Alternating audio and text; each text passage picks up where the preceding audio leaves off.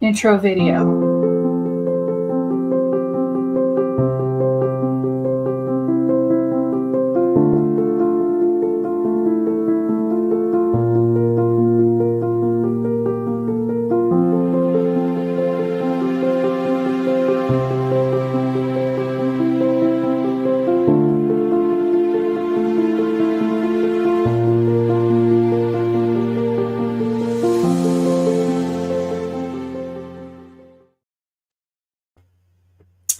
Hello, everyone.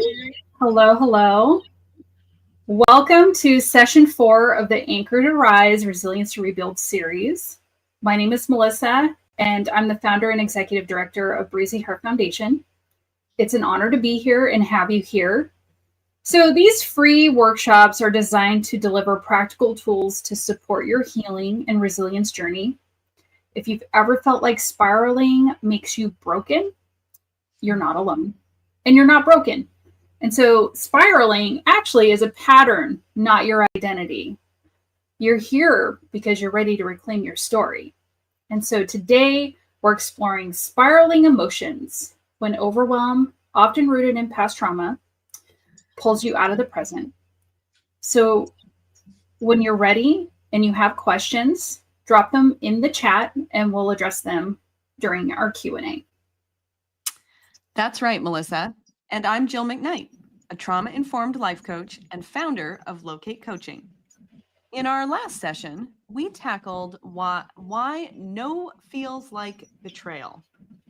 Recordings are on YouTube. If you missed it, check it out.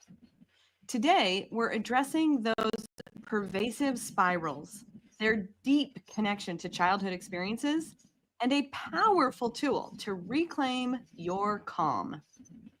By the end of our time together, you'll leave with a map of your unique spiral pattern, identifying your triggers and physical signals, a science-backed tool called S.A.N.E. This is a fantastic tool to put in your toolkit, which disrupts spirals in less than 60 seconds, and a new way to reclaim your worth when self-doubt hits.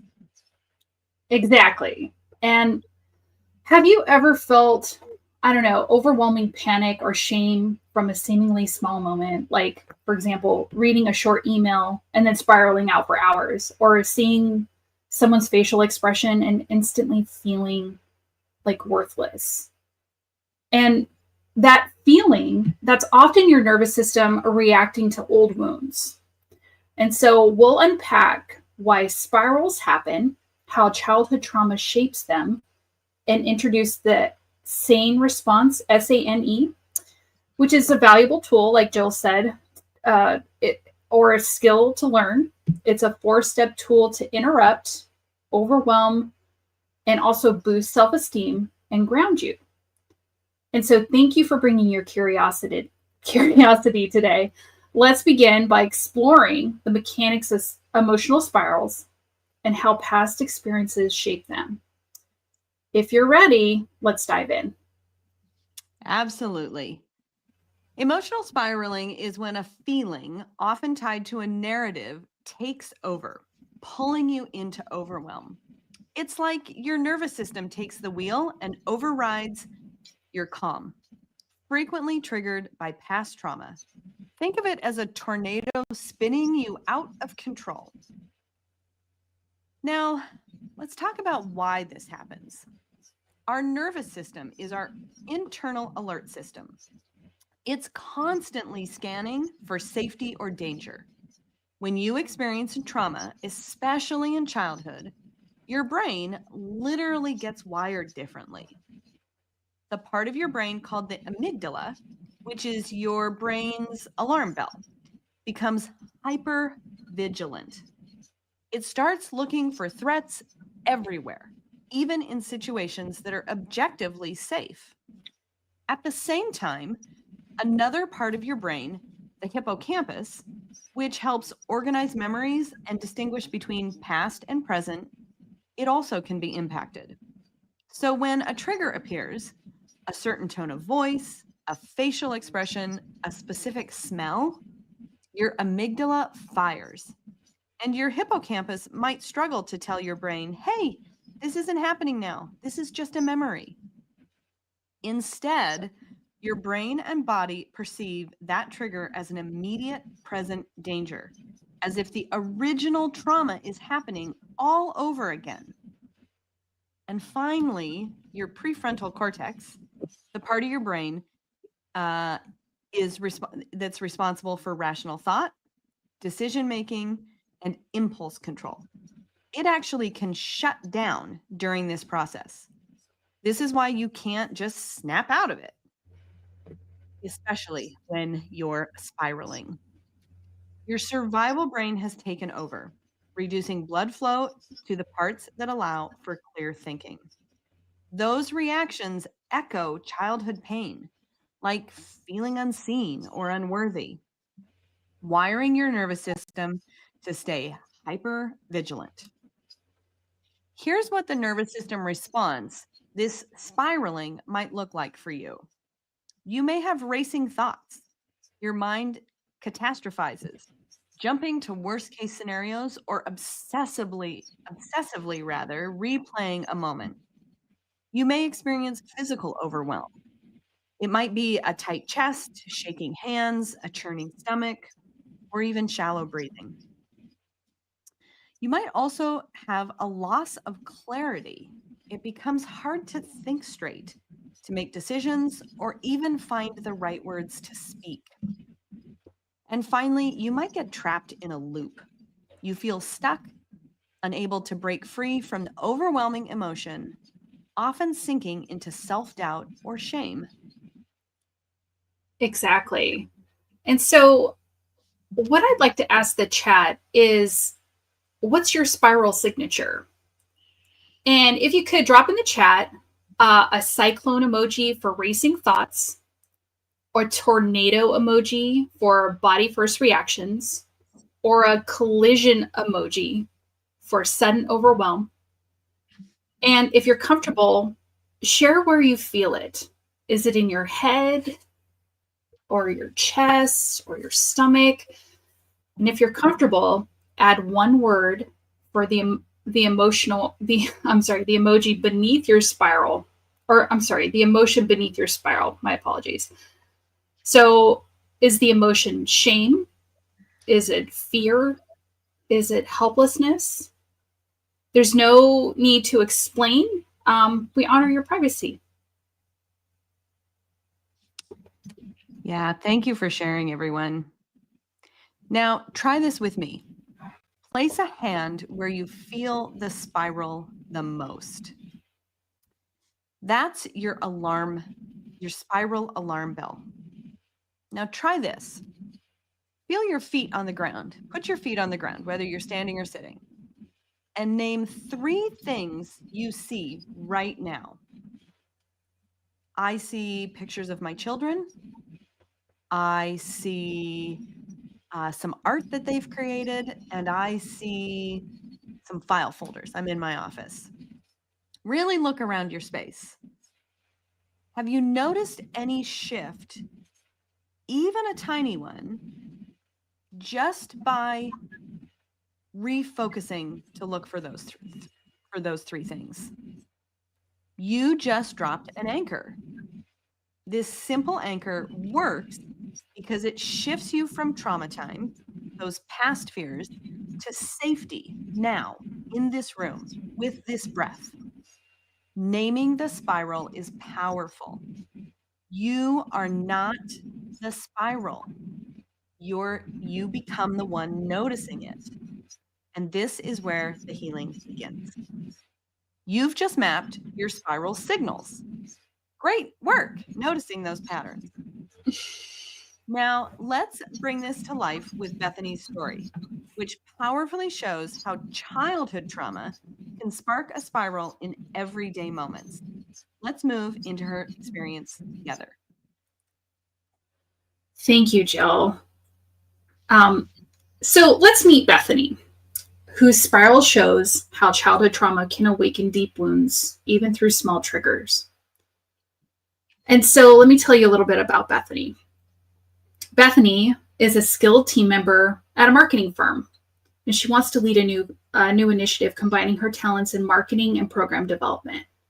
But growing up in an emotionally abusive and neglectful home, her parents criticized her often for her shyness as a flaw and dismissed her needs while also focusing on their own conflicts. So from this, she learned to stay small to avoid rejection, feeling valued only when she performed perfectly.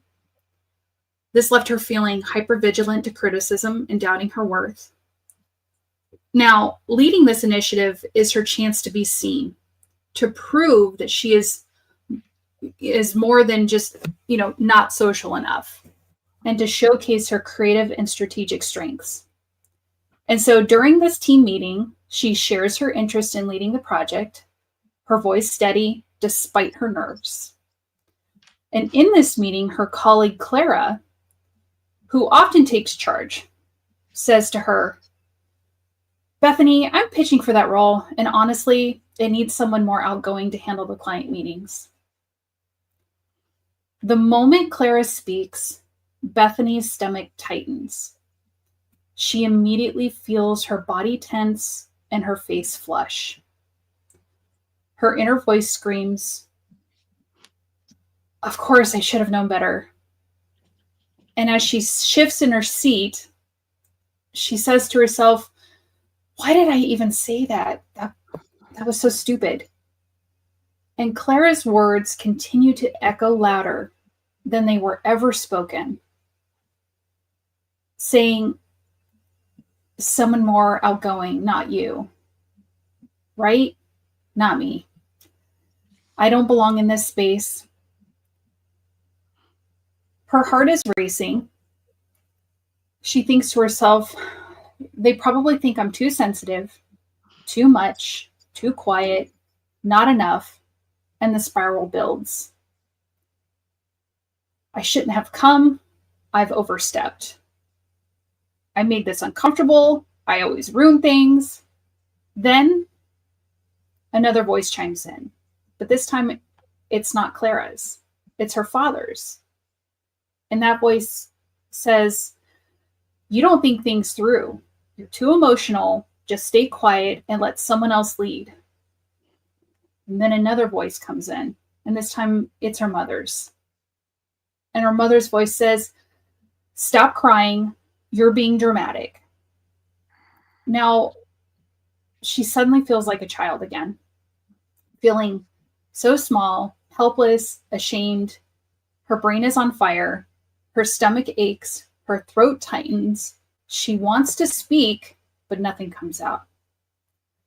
So, what I'm describing here is a trauma spiral. It starts with an event, but what hijacks the nervous system is the meaning we assign to it and the memories it activates. Clara just sees she just sees her go quiet. But inside Bethany's body, the past is speaking loudly, and it's saying, "You're not safe. You're not wanted. You're not worthy." Okay, so let me ask the chat. How many of you have experienced this before? Where a small moment flipped a switch and suddenly you were spiraling into shame and self-blame or panic? Exactly. And this is exactly where the S.A.N.E method, S-A.N.E, can make a critical difference, because it's designed to disrupt the spiral by creating space between the trigger and your nervous system. Your nervous system's reaction, that is. And this spiral started with a sentence. But what it does is it echoes decades of rejection. And that's why it felt like danger. This is trauma's voice. And what I want to do is note how Bethany's body reacted first. Then her thoughts raced. This is trauma's fingerprint, body before story. And so your body isn't lying. It's signaling old wounds needing care. And the spiral convinced her in that moment she's inadequate, disconnecting from her strengths. Now, unchecked, This erodes confidence and opportunities, as Bethany's urge to withdraw shows. So take a moment to reflect. When has a small moment triggered a spiral for you? Share in the chat if you're comfortable or hold it privately. And especially if sharing feels unsafe today, whisper your reflection to yourself because your healing belongs to you on your terms in your time. And that's power. Yeah, thanks, Melissa. Very true.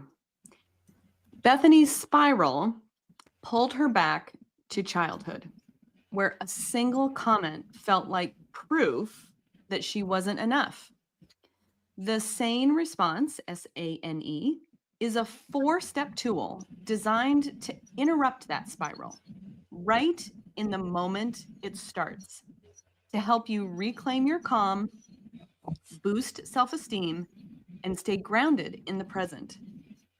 Just like Bethany, when your nervous system gets hijacked, it feels like you're stuck in that spiral of shame or panic. The S.A.N E tool works because it calms your amygdala and reactivates your decision-making brain, that prefrontal neocortex, giving you back control. Let's practice it now. So I'm going to invite you to kind of mirror what I'm doing. Imagine that we're Bethany in that meeting. Okay, so if you're sitting, you're going to stand. I'm already standing. And you're going to name 3 things you see, right? So if Bethany were in that meeting, maybe she sees a desk. She looks across the room and sees a colleague who she knows to be a friend that she can trust. And maybe there's a phone or a computer on the desk. So she's going to get present and see 3 things that she sees. Place a hand on her heart, do some shoulder rolls, right? Get into your body and do a quick body scan. Notice where you feel tension. Maybe it's in your stomach, like with Bethany. If it's there, send breath there. Maybe it's your shoulders or your chest or your head or your jaw, all places that we can feel tension. So send your breath consciously to those places and feel your feet really anchoring down on the ground. Get grounded literally, having your feet firmly planted on the ground. And here are the S.A.N.E response steps for this tool. Okay, we just kind of mirrored them. We stop and we pause, which is designed to halt the reaction so you can choose your response. The second step, the A, we're going to anchor to the physical. We're going to name those concrete details around us. I see the scuff mark on the chair leg. We're going to feel our feet on the floor. And these simple acts are going to calm the amygdala. The third step, N, name the emotion and validate. Say aloud or to yourself, either one is fine. This is whatever that emotion is. It's a wave from my past. And then really, really ground yourself in knowing I am safe enough to choose my response. Now, in this process, as you go through that naming, you're going to reframe it. So for Bethany, instead of saying, I'm not enough, she could try, my shyness doesn't define me. My skills are valuable and I deserve to lead. This counters her childhood wound and builds self-esteem. And the 4th step in the process, the E, is engage your body. So we started this exercise. Once we stopped by engaging our body, we're going to finish it off by really engaging, breathing slowly. Inhale, hold, and exhale. Make sure you always exhale a little bit longer than you inhale. You're going to roll your shoulders. You could hum softly. Choose what feels grounding for you. Exactly. And for Bethany, the S.A.N.E, the S.A.N.E tool could have stopped her spiraling in that meeting. So by pausing, grounding, naming her shame, and breathing, she could reframe, my unique perspective is a strength. I'm capable of leading this initiative. That's right. So now let's do a 10-second S.A.N drill, imagining your own moment, right? We just went through what Bethany was doing in her process. Let's try it for ourselves. So your first step is going to be to stop. You imagine something that has happened in the past or that could be a trigger for you. You stop. You're going to take a deep breath in. Now, in this case, we'll shorten it a little bit. Name one thing you see. Now, I'm going to continue to focus on I have pictures of my kids in the office, and they are truly an anchor for me, right? So I always come back to that. Name one thing you see. And then say, this is sadness. Pick an emotion. This is anger. This is fear, which is an experience from my past. You're going to process that. And then you're going to say, I am safe enough to choose my response. And then we're going to exhale slowly. Okay. In there, the recommendation is you take a deep breath in, you name one thing you see, you say, this is an emotion. While you're holding, you can say, I am safe enough to choose my response. You're holding your breath, and then you're going to exhale slowly. And when you exhale slowly, you're going to engage in what's happening and notice how that felt, right? So that's the 4-step process that we can practice for ourselves. And now I'm curious, which step feels most accessible to you?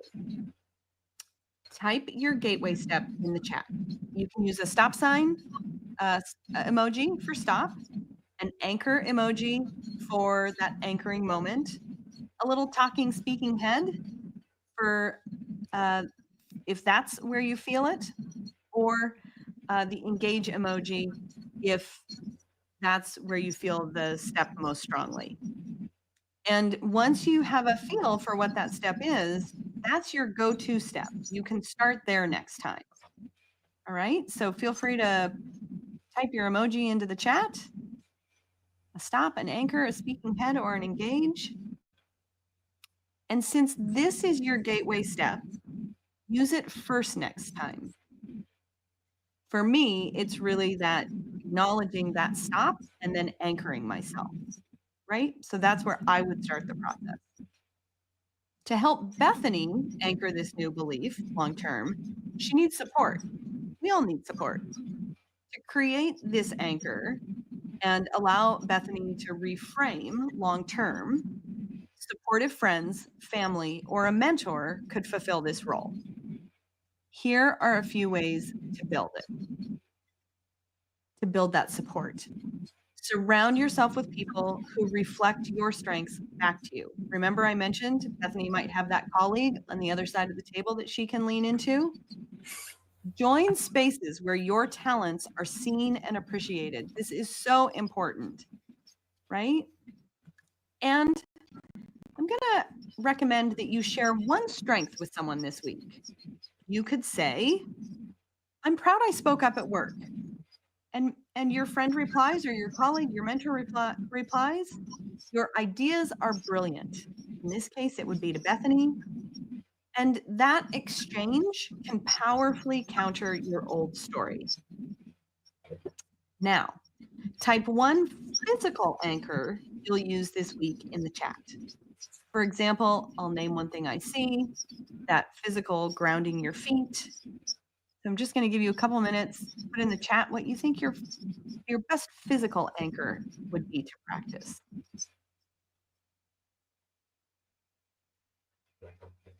All right. Well, I just want to say congratulations.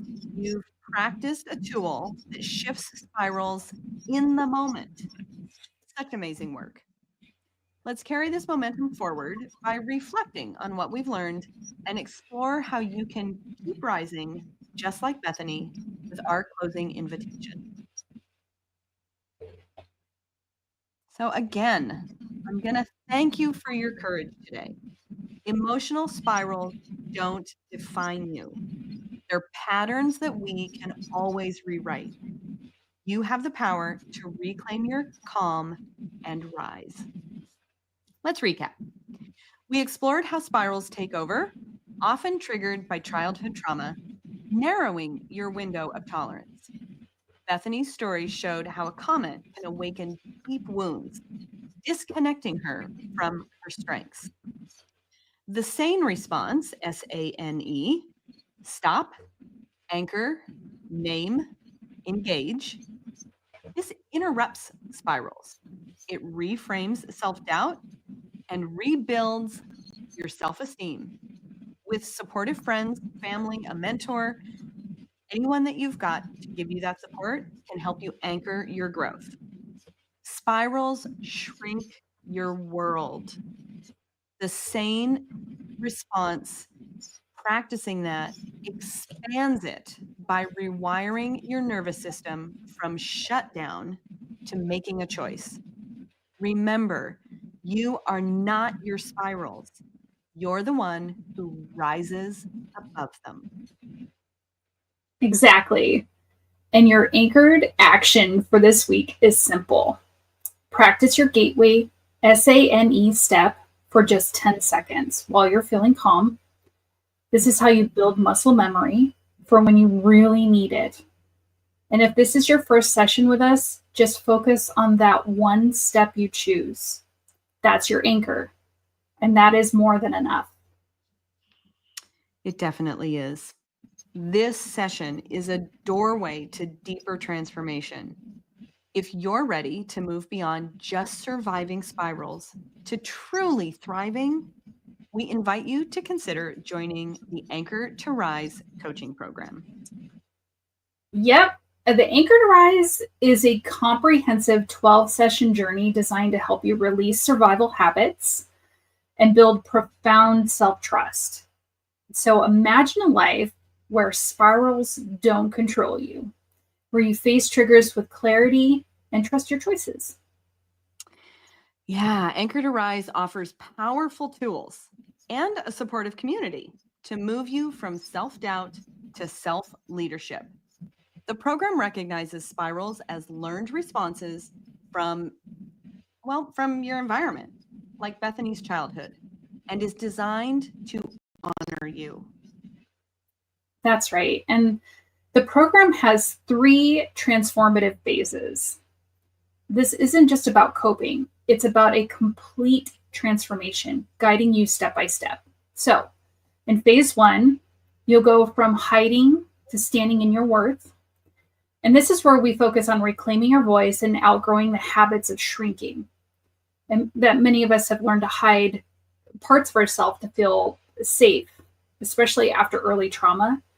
And in this phase, we'll equip you with tools to see your inherent worth and speak your truth and step fully into who you were always meant to be. And then in phase 2, we'll go from reacting to leading with calm. And so once you're rooted in your worth, we move into building consistent calm. And so this phase helps you connect authentically in your relationships and stay grounded, even when life throws challenges your way. And you'll learn to respond intentionally rather than reacting from old wounds. And then my favorite part, it's phase 3, where you move from self-doubt to legacy building. And so what that means is in the final phase, that's about empowering you to trust yourself fully. It's about moving beyond self-doubt to create meaningful change in your life and inspire others through your resilience. This is where you not only heal for yourself, but begin to build a lasting legacy. It's an incredible journey. And if you're feeling that pull, that yes in your gut, we genuinely encourage you to explore it. This is your invitation to a life where your voice truly is powerful.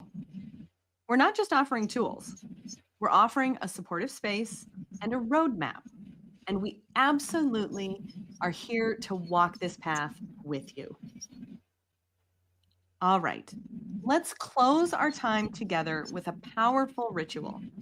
Place your hand on your heart, on your knee, or simply let your breath do the talking. There's no wrong way to return to yourself. So let's say, take a deep breath in. When the spiral comes, I will feel my feet. I will name the storm. I will breathe home. This is your promise, not to be perfect, but to return to yourself. All right, wonderful. We have time for a few questions now. So you can either drop them in the chat and we'll address as many as we can. Wherever you are in your healing journey, you chose to show up today. That is resilience. Honor it. Yeah. So as we frame our closing Q&A, not just around your questions, but around your legacy, because healing isn't just for you, it's for everyone you impact. Before we sign off, a quick and important request. So your input helps us secure funding for these free programs and allows us to continue offering these valuable resources. If you're joining us live, please take a moment to answer our grant poll right now. And so what that is on a scale of 1 to 5, where 5 is highly effective and 1 is not effective at all. How effective do you anticipate the same S.A.N.E tool will help you in managing spirals? And so drop your rating in the chat.